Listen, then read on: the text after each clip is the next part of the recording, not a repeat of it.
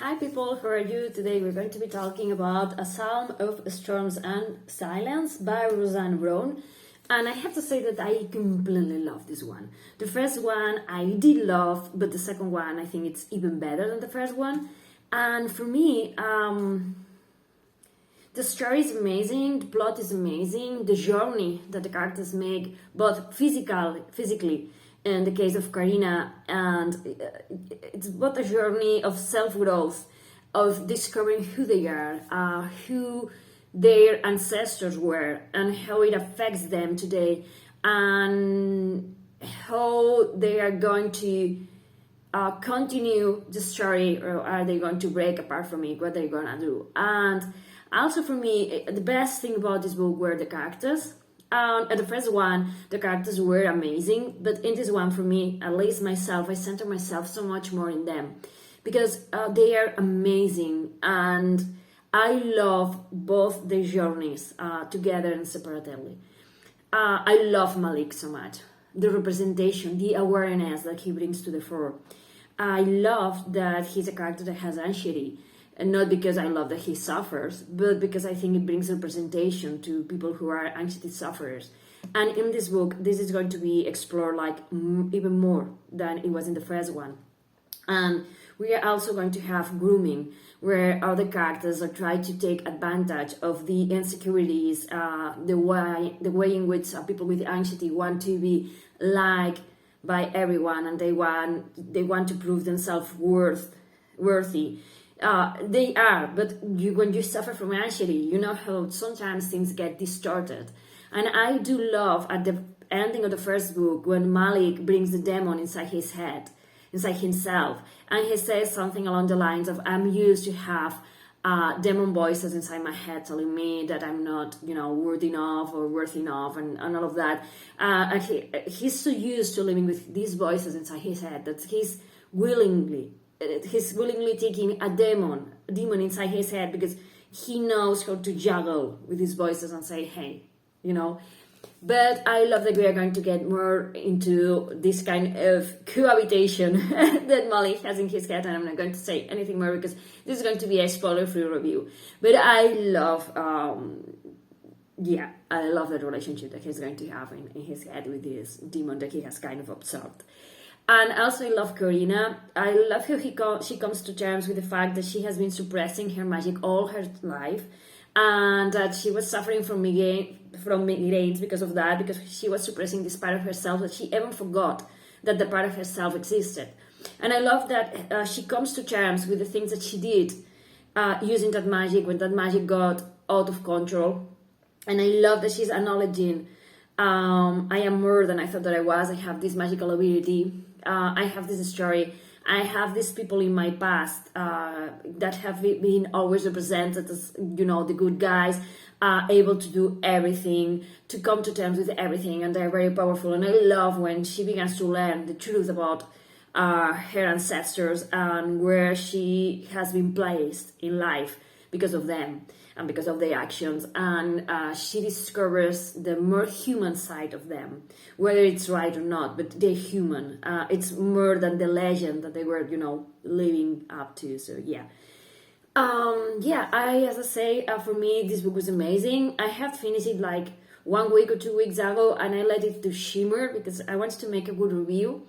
And I decided that the best way of making a review of this book is not telling much about it because I want you to be surprised with everything that you are going to be finding here. Let's just say that we are going to be continuing, obviously, the story that we left in the first book, and we are going to have this dual point of view between Karina and Malik.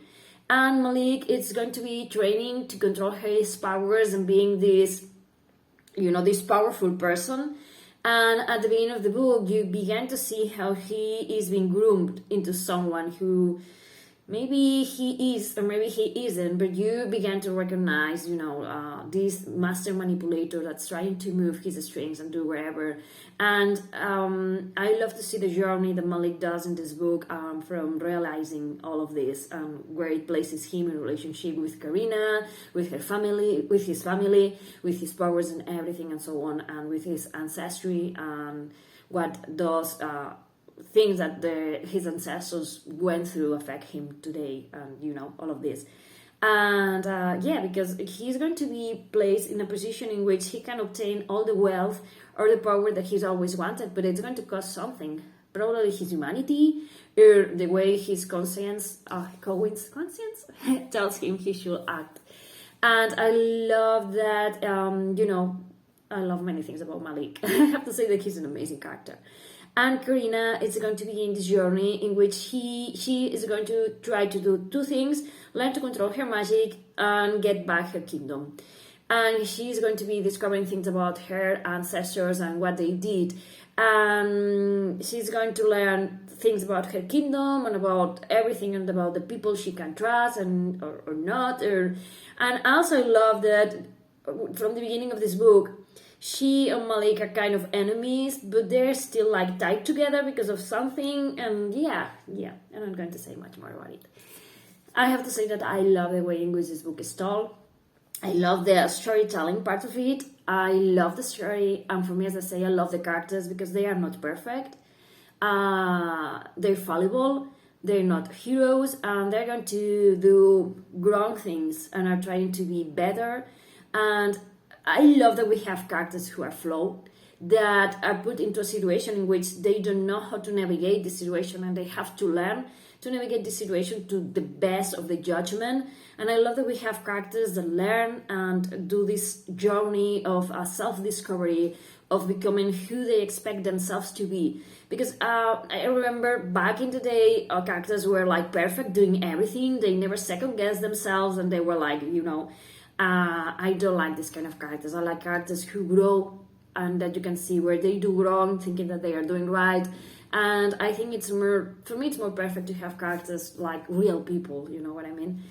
And yeah, I mean, there's so many things about this book to unpack, about colonization, about harassing the rights of other people, about ancestors and the way that the actions of our ancestors can affect or not affect our, our standing, especially when you come from a place like these Black people in this book, and the story of your ancestors may not be complete.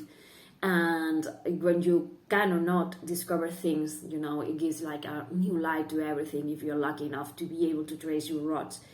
And yeah, I mean, I love this book. I love this zoology so much that I do really, really, really recommend it to you, because it's very eye-opening. It has lots of representation, it has lots of inclusion, and it has amazing characters that grow and evolve right before your eyes. And they are amazing duology. Yeah, that's all. Thank you for watching. Bye.